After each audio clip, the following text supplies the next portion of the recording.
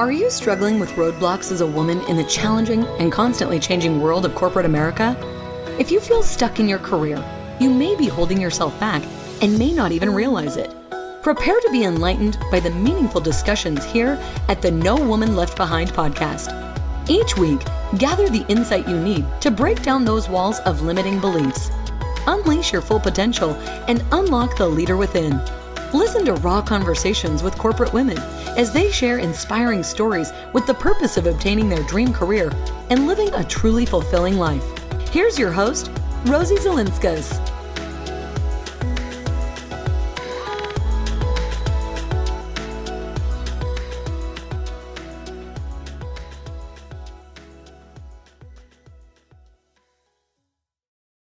Hey everyone, welcome back to the No Woman Left Behind podcast show. I'm Rosie Zelinskas, your podcast host. Today we continue the How to Negotiate in the Corporate World series. It is episode 5 of 8, and I'm excited to talk to Brana Williams. Brana is the founder of the Genius Method, acclaimed speaker, distinguished attorney, leadership strategist, and an all-around badass lover of life. Driven by her curiosity and abundant energy, she is sought out to disrupt the status quo. Her philosophy: the path to 7 figures is embracing who you are and celebrating your sparkle. And Brana certainly has sparkle. She is also a certified mediator. One of the things that we're going to be focusing on is her Genius Method, which each letter in the word genius stands for something. So we're going to be talking about that. And we're also going to be talking about how important it is to own your uniqueness, as well as what happens if nothing happens. So those are just a few things that we're going to be talking about.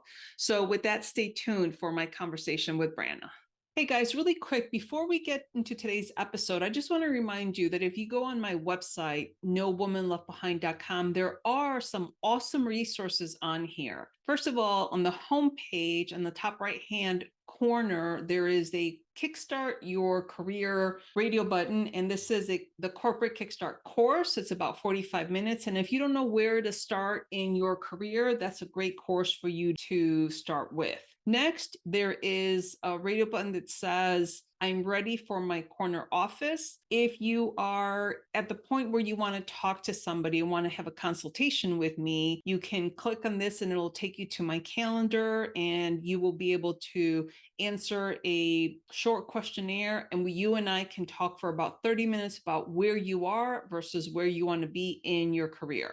If you continue to scroll down on that same page, there is a section that says, let's find out where you are in your career. And there's another radio button that says, take the quiz. This is the Corporate Kickstart quiz. So it'll take you about 10 minutes to take that quiz, but it'll give you some great information. And if you scroll all the way down on that main page, you will see some additional freebies that you can download, which are the Believe in Yourself. And this is 3 steps for women in corporate to stop being left behind. So if you click on that Learn More button, you can download that one. There's also the Conversation Starters Checklist. And again, you can click on that Learn More button to download that one. And then finally, the Productivity Strategies Workbook that you can figure out how to be more productive. And you can download that one by going to the Learn More. So again, these are just some awesome resources that I just wanted to make you aware.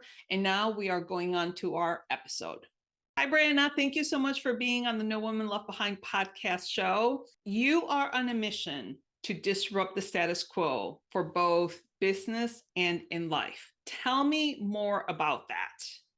Thank you so much for having me, Rosie. I'm so excited to be here. So my goal is, I think I'm like in third quarter. I hate to say I'm old, so I'm just going to say I'm in third quarter. And it's taken me a long time to get to the point where I realize that, you know what, your individuality is what is so special about each of us. And it's also what we always all try to hide. And so what I want to do is help everybody get the courage, because it takes courage to be different, but we are different and you need to celebrate that. And so that's my goal, is to help people figure out. It's like I say, I color outside the lines. I only color inside when I have to, but sometimes you have to, but that's what we do. Well, and that's interesting you saying that, because you're an attorney and you're a certified mediator. So it's very interesting that you say that. One of the things that I am working on with you today is we're going to be focusing everything that we talk about. I want to kind of slant it towards the negotiating, and specifically for women in the corporate world, because women in the corporate world hold themselves back. And I like that you said, you kind of color inside the lines when you have to, meaning that you are, I don't know if like breaking the boundaries is the right thing, but you're definitely pushing the limits. Am I right? Unfortunately, but yeah, fortunately, that's probably true. I have a daughter who's 18, and she just goes, "Mom, you're just so extra." And I'm like, "Yeah, but that's what makes me cool." I mean, that's it. And it's taken me a long time. I've always said, for a long time, I woke up and I would say my New Year's resolution is to be more demure. Okay. But like, this isn't happening. So I'm like, fine, let's just get rid of it. Let's go.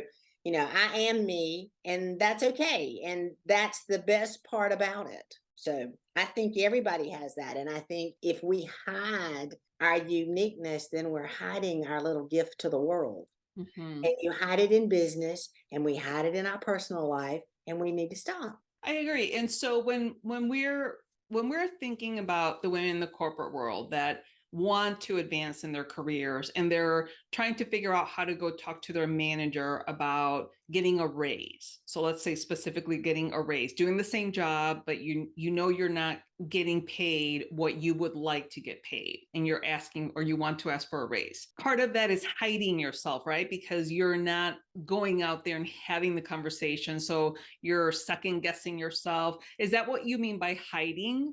Yes.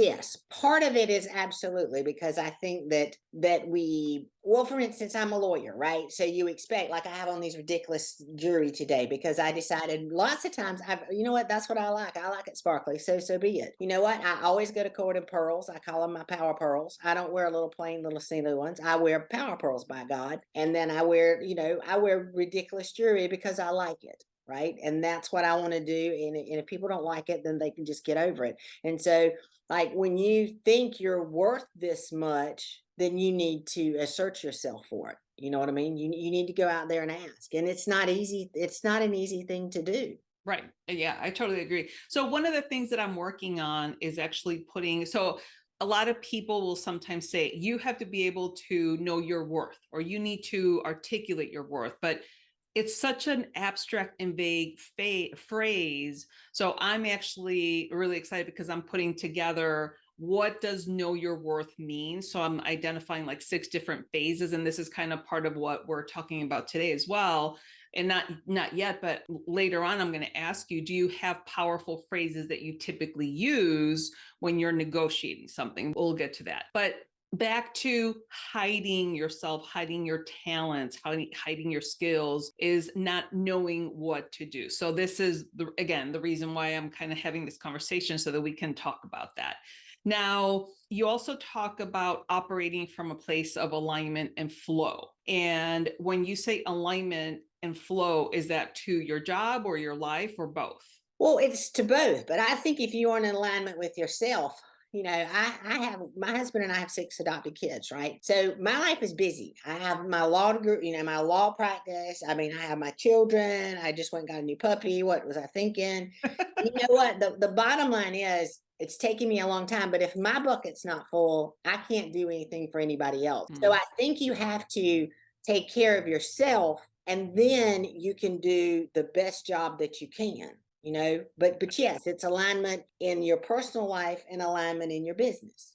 Right. And so I think when I think of alignment, I'm thinking of my desires, my wants, and my needs for myself versus, like you said, my husband's needs and my kids' needs and my puppy's needs and all that stuff. So you need to identify what is it that you really want to be aligned with your dreams and your desires, so that could come out. Like you said, if you're wearing jewelry that you think is sparkling, that you love, and someone else doesn't like it, like, who cares, right? So you need to be in alignment with yourself. And that's hard. And this is actually, the beginning of the year. It is always a good time, but we don't have to. It doesn't have to be the beginning of the year. I Right. think it's real important to sit down, take a quiet space, and like for me, quite honestly, it takes me 20 to 30 minutes to get into a zone. Like it doesn't just happen. Like you really have to go sit down, get in the zone, be alone, be quiet, and then think about it. And you need to think about, what you want in your personal life, what you want in your professional life, what do you want in your friend life, what do you want in your health life. There are all the different aspects, and you kind of got to lay it out and really have an idea, because I don't know that we often take the time to do that. Right. And I think the flip side to that is you also have to know what you don't want.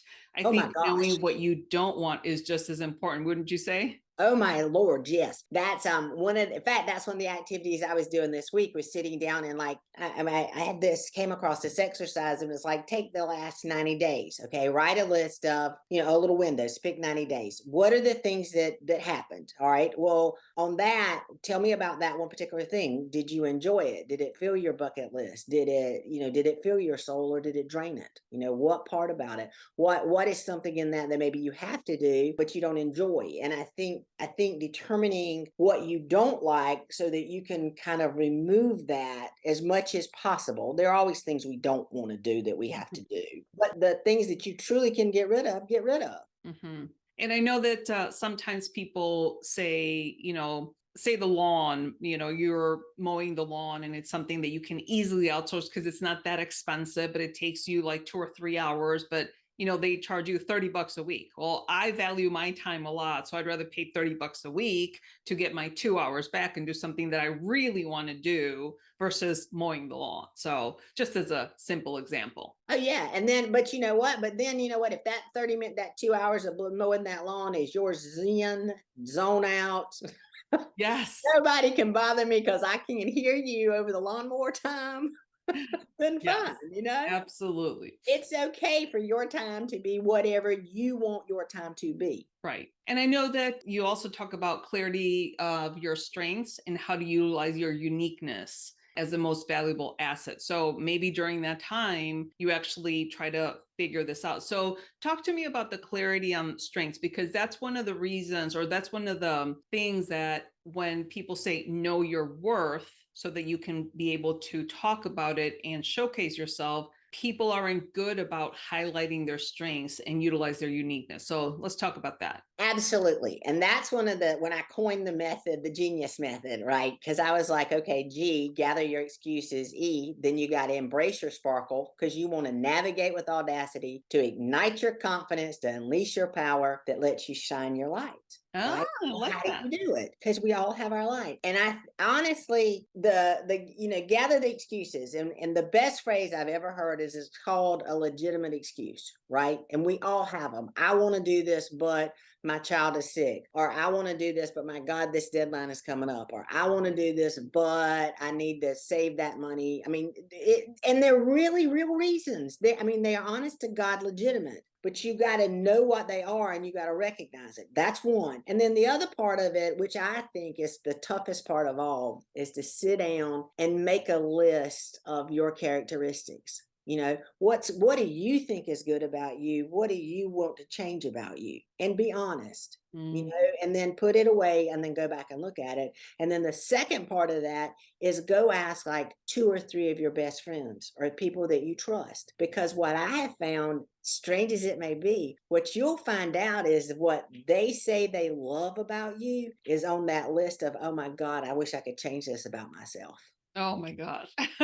know, that happens so often. But Oh. and so that's when I say it's our little sparkle, it's our little dark side that we keep hidden, but it ought not to be. Mm, yes. And when you go through that exercise, and once again, you're figuring out who I am, what are the things I really like about me, what are the things I don't like, and legitimate, there may be things you want to change. What do you want to be known as? What do you not want to be known as? Right. And then when you get some clarity on that, then you can take it and go forth. Yeah. So I recently had a guest and we were talking about, she was a very successful person in the corporate world and then she got fired.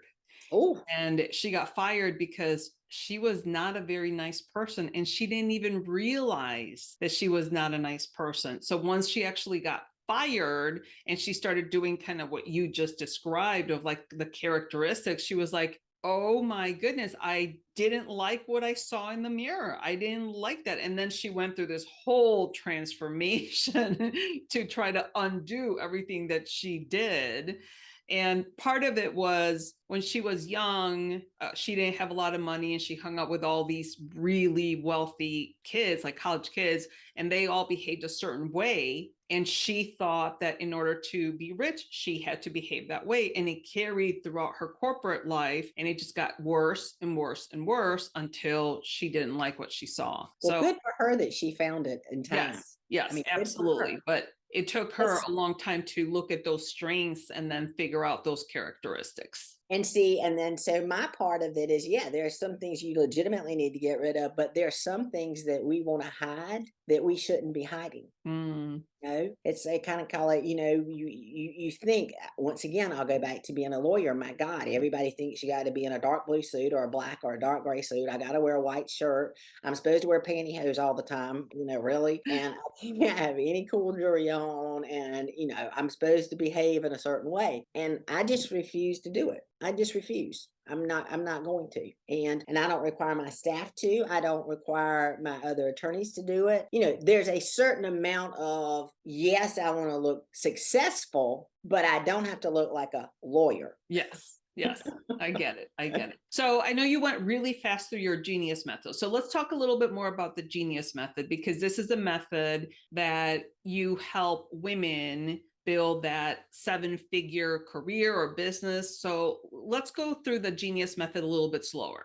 Okay, we'll do that. All right, number one, when I said G for genius and gather your excuses, that's exactly what it is. It's on its face. Sit down, figure out what's going on, what's stopping you, what are the reasons you're not, well, back up. The first thing you really have to do is you have to get clear of where you want to go, what it is. And once you have the picture, then let's figure out why we're not there. Okay, so that's when we sit down and we say, what's stopping us? What gets in the way? How are you using your time? What's getting in the way of your time? Is anybody having any respect for it? We go through looking at all of those things. Okay, then the next one we come back to embrace your sparkle. It comes into, just like I said, that sitting down of let's make the list, the hard inner look.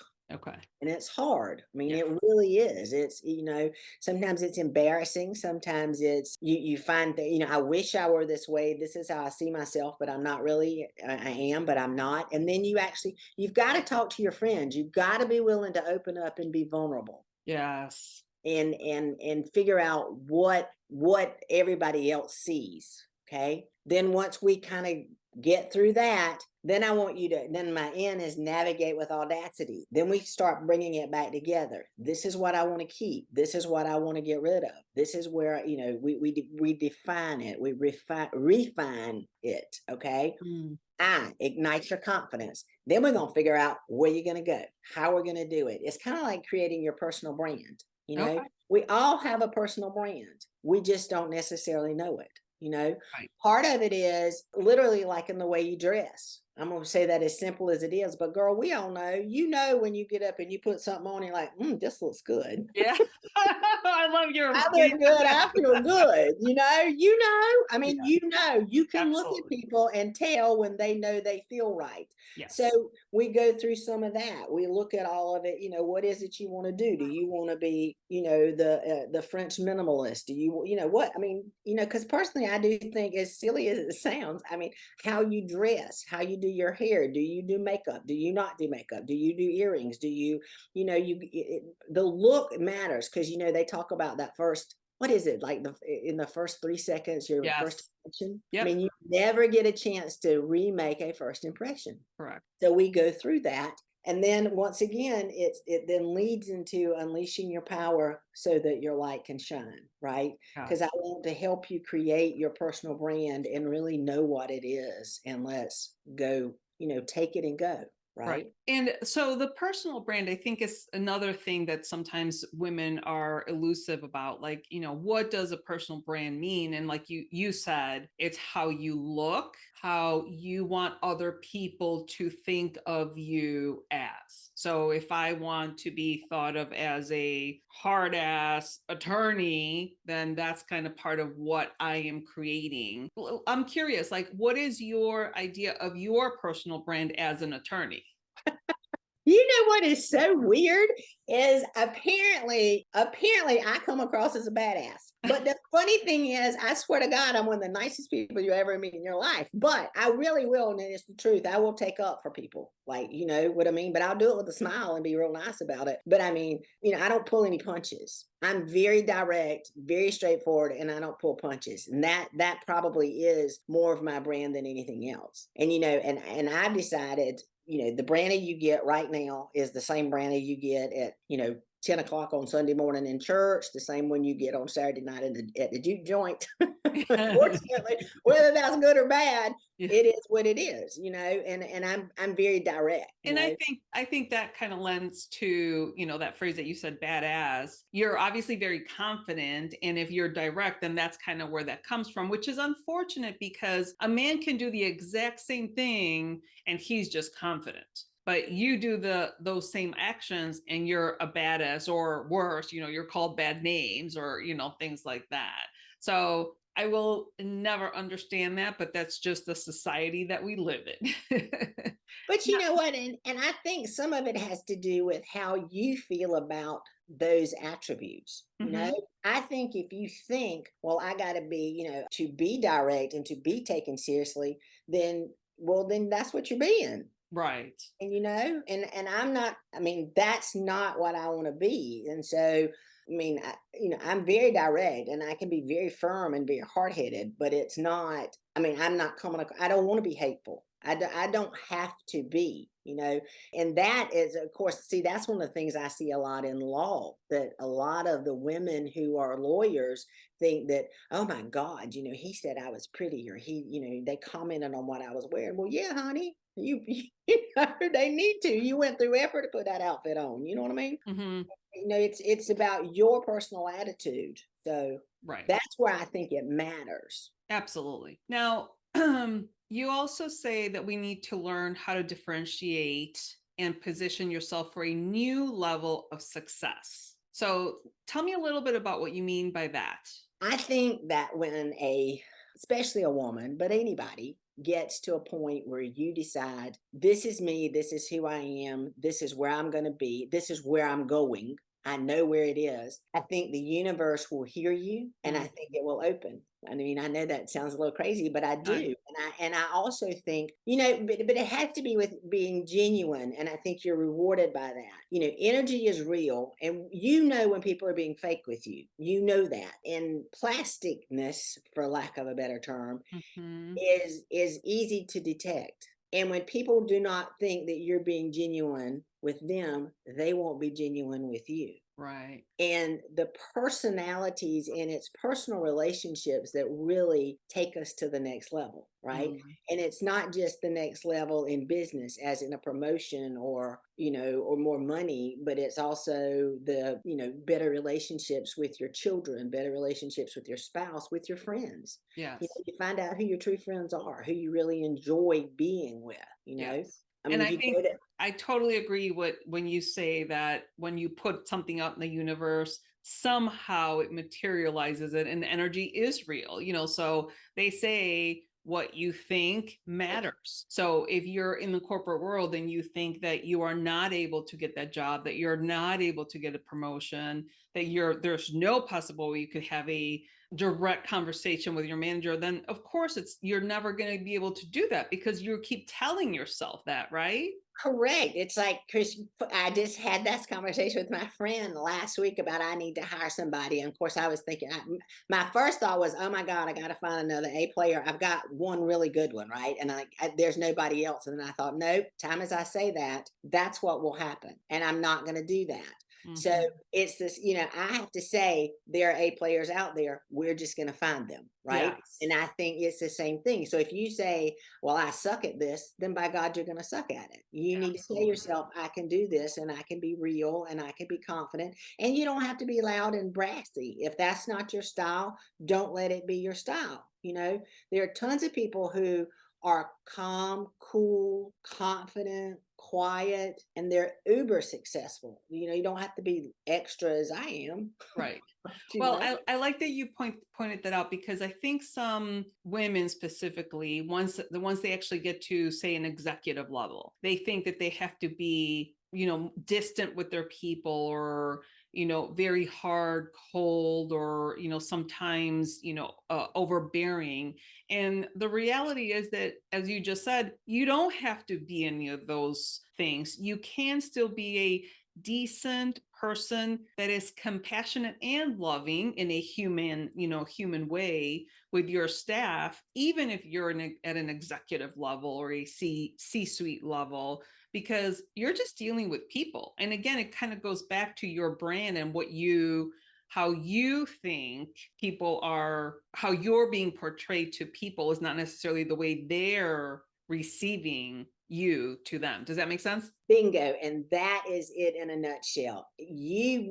I think it is absolutely critical for each and every one of us to not only be who you are, but to make sure who sees us sees who we are, not who they see. Or I'm trying to figure out how to say it in a presentation, but it's kind of like, it's not the words that you say, it's what people hear. Right. That matters, right? Exactly. And so it's what you give off that matters. Right.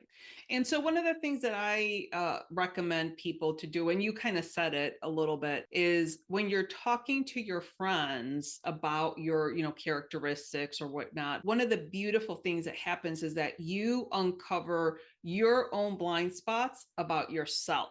And that's key, because you can't see yourself the way other people see you. Because well, and as girls, you can sit here and say, it's like, I can fix anybody's problems, you just can't fix your own. We know how that is, right? That's the best way to describe it. So it's absolutely right. You don't see your own blind spots. You don't see the stuff that's fabulous about you, or the stuff that they're like, well, I love her, and in spite of that. Right. You need to know that. And those are the things that your friends can tell you. Right. Now, I want to shift the conversation a little bit to, you're obviously an attorney. You deal with attorneys, on a regular basis. Can you give us some examples of things that you've noticed of differences that male attorneys do versus female attorneys, and how female attorneys may hold themselves back? The most that I notice, and it just annoys me, is when the girls are so scared to be girls. Men don't really care, they don't. And women are supposed to be offended by chivalry and, somebody opening the door, but I'll open the door for you. You can open the door for me. It does not matter that I'm the boy or you're a girl. It's whoever got there first. That's the polite. It's about being polite, right? But the main thing that I see more than not is that the more female lawyers are scared to be female. They want to be male, I think, or they want to be something other than that. And I'm like, that's crazy, because that's who you are. And, men and women are different, and they think differently, and they do differently. And so why can't you just be really good at who you are and what you are? Right. And not necessarily worry about how people are interpreting you. If as long as you're happy with who you are and how, you dress and look and behave and all that good stuff. So yeah, that's very interesting. Anything else that you've noticed? No, I just no, because half the a lot of the female lawyers are in that typical B word that, we're trying not to say about women, but it's true. But I swear, I don't know if they do that because they think they have to. That's what they think. That's what they think a good lawyer is. Yeah. is I want the person who's going to cut your throat. Got it. But the Yeah. reality of it is that's not the person that you need. Right. You, Right. you get, the old adage is you get more bees with honey than vinegar, but I Right. swear, that's the truth. Okay. So when you are in a position, when you are getting ready to negotiate, whether it's a contract or whatever it is that you negotiate, what are some phrases that you typically use that are your kind of foundational phrases or keywords? Do you have any phrases like that? Lots of times when I'm going into it, it depends on what my role is going to be. If I'm advocating for somebody, then I need to know what their ultimate win-win best situation is, right? And then I've also got to know what that's the line in the sand. I'm not going there. That's the deal breaker. Okay. If I am, so those things matter. If I'm advocating for someone, I've got to know what the window is. Okay. And then I've got to know, we try to figure out what the other side is, correct? Mm-hmm. And then we've also got to know the pain that's associated with if I go below that. If I give this particular thing up, what am I really giving up? Okay. Now, if I am the negotiator, I go in and basically you try to make sure you start out on some commonalities.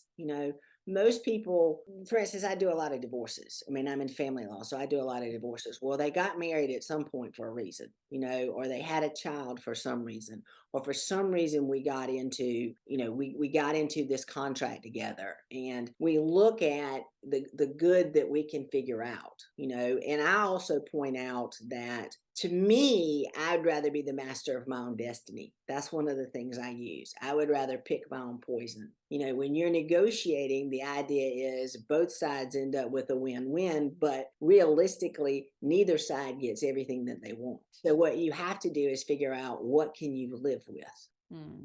Rather than somebody telling you I've got to do this. So that's kind of the big thing is I mean, I'd rather pick where I'm going and what I'm going to do. Okay. And those people are like that. They don't necessarily always admit it.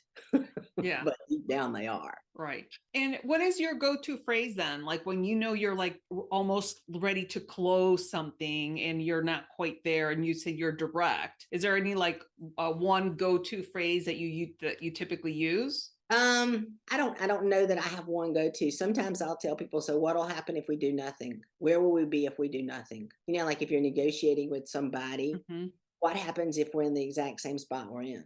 Where does that leave you? Where does that leave this person? I don't always think I'm not usually negotiating for myself, right?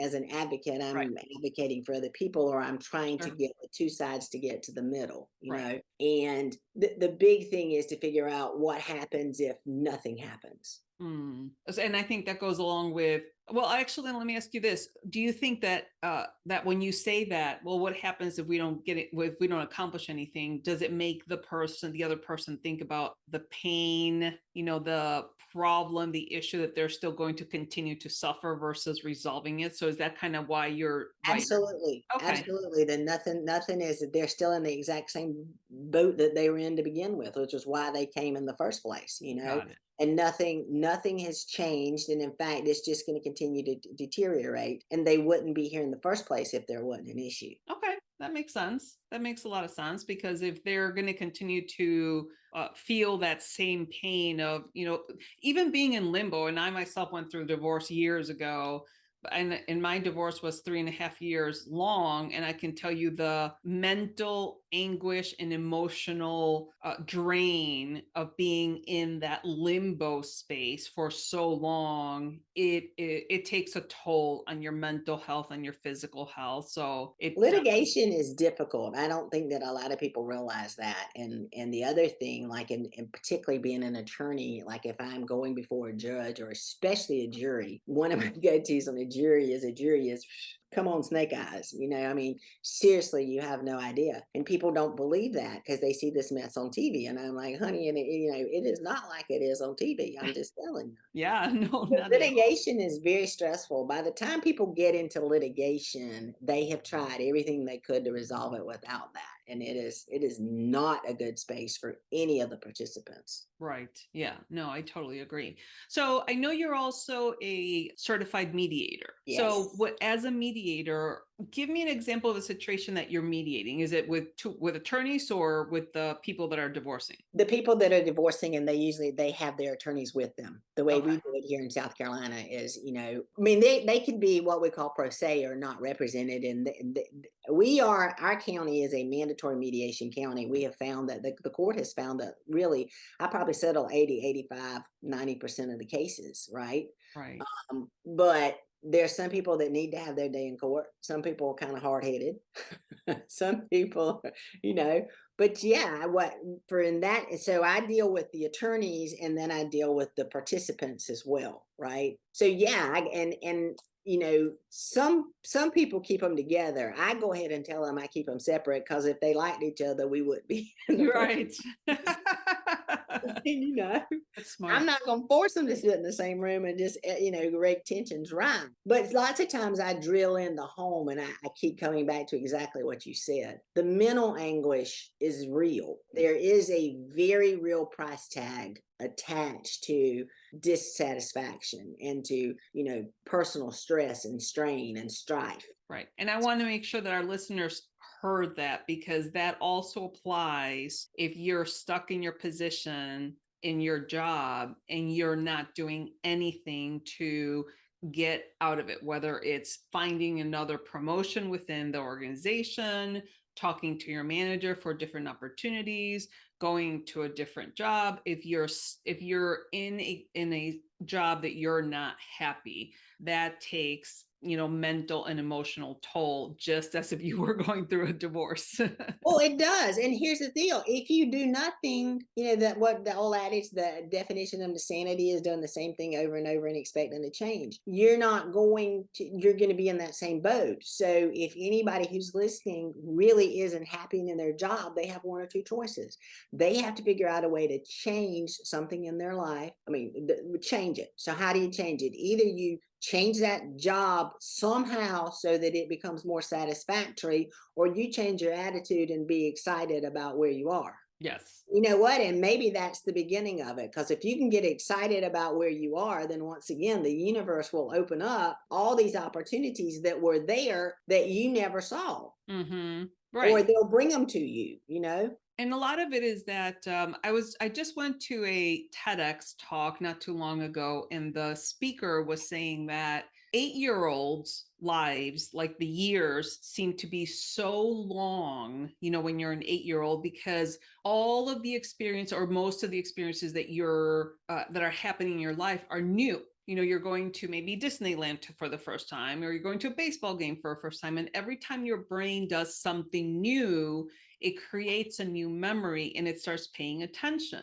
When you are doing the same thing over and over and you do nothing new, you're on so autopilot that time goes really fast, and then you have no idea what happened. That's kind of when you're driving somewhere and you have no idea how you got there. Your brain is on autopilot. It's not paying attention, which translates into you're not being fulfilled. So same thing with the job. If you're just sitting there and you're just like, oh my God, this job is so monotonous. It's like it's almost like the living dead, that you're just sitting there and you're just like, oh. I heard somebody kind of phrase it this past week. He said he rides bicycles. So every time he walks out the house, and he tells his kids to look for bicycles. And you'd be surprised at how many bicycles you see, because otherwise nobody knows that a bicycle's out there. Right. But if you're looking for it, guess what?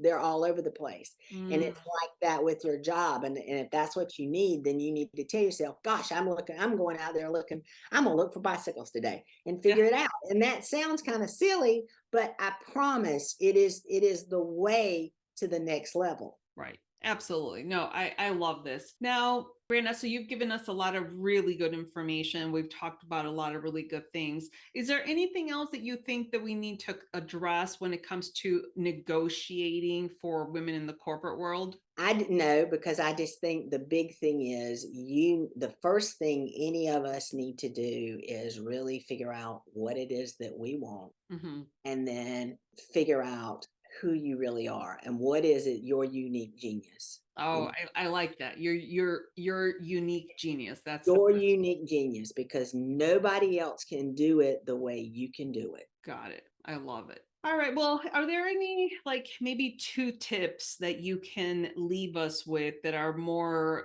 actionable or concrete for women in the corporate world when it comes to negotiating? I think one thing is you need to make sure you walk in knowing what you want, but being calm, cool, really prepared and calm and confident. When I think sometimes it's easy to get rattled. And I also think you also got to be pretty doggone persistent. If the first time it Mhm. doesn't work, nag them again and nag them again and nag them again. Because by God, the squeaky wheel does get the grease. Yes. Good point. I mean, that's the persistence. Discipline was my word for the year. And discipline is, being a disciple of the master, figuring it out, doing it, just doing it over and over and over again. You nag them to the point, they'll tell you, by God, they'll give in to you, give you a chance. I think, give me a chance, if nothing else. Right. Okay. Sounds good. So is that 1 or was that 2? I don't know. I think that was 2. I like the persistence. We'll make the persistent 2 because being persistent is actually quite a good one, because I think a lot of times women will go and ask for, whatever it is. And if they were told no, then they're like, okay, and then they walk away and they're like, it didn't work. And then you don't try again. But to your point, schedule a meeting 6 months from then or 3 months. And then No, wait, so listen, everybody in sales knows it's the 5th or 6th time. You got to say exactly. stuff 5 times. I mean, that's the way it is. So no, and then I mean, really be persistent. I think that is one of the biggest things. I think it is know your unique genius and be persistent. Perfect. As Okay. persistent as you can be to push, push, push. Yeah. I love those. I think those are fantastic. All right, Brana. Well, thank you so much for taking the time to talk to us and provide us. I love your genius method. I think that's fantastic. So I'm going to just leave it up to any final words that you want the listeners to leave them with. No, well, I just want everybody to really focus on, I want them to really know and believe that each of us has a unique genius within us, and you need to find your own little spark so it can shine. I love it. I love it. Well, thank you so much, Brana, for coming on the show. Appreciate it. All right, talk to you later. Thank you. Brana certainly has a sparkle. Some of the takeaways for me of our conversation is she said, if we hide our uniqueness, we are then hiding our gift to the world, and we're hiding in business and we're hiding in our lives. And she says, we simply need to stop. I think that that's great advice. Another thing that we talked about is that you don't see your own blind spots. And so you don't see how fabulous you are. If you have a conversation with your friends and you ask them to kind of tell you how they see you, you will then be able to see yourself how your friends see you. And another thing is, she said, and I think this one is really, really important. She says, either you change your job somehow so that it becomes more satisfactory, or you change your attitude and you become excited about where you are. I think that's critical, because that's when you become more engaged in your current job. And when you become engaged, then everything starts shifting. But you have to make a conscious effort to do something different. Talk to your manager about what you're currently doing, how you can become more engaged with your team, with the company, whatever. So Brana's 2 tips are as follows. Tip number 1, she says, walk in to a conversation knowing what you want. Be really prepared, be calm, and be confident. So that's tip number 1. Tip number 2, she says, be pretty persistent. The squeaky wheel gets the grease. And she's absolutely right, because if you ask one time for something and you don't get it and you don't ask again, then of course it's not going to happen. So you need to keep asking until something happens. So I think that's all critically important. Again, Brana was a hoot. She was very fun to talk to. And I hope that you can take some of the information that we talked about and apply it to your career. So with that, remember to be brave, be bold, and take action. Thank you for listening to this episode. Let these stories of self-encouragement and professional development serve as a guide in navigating through corporate America in the most practical and fulfilling way possible. Do not forget to subscribe to the show at nowomanleftbehind.com for more content like this. Leave a rating and share it with your friends because we want to make sure that no woman is left behind. Until I see you next time, remember to be brave, be bold, and take action.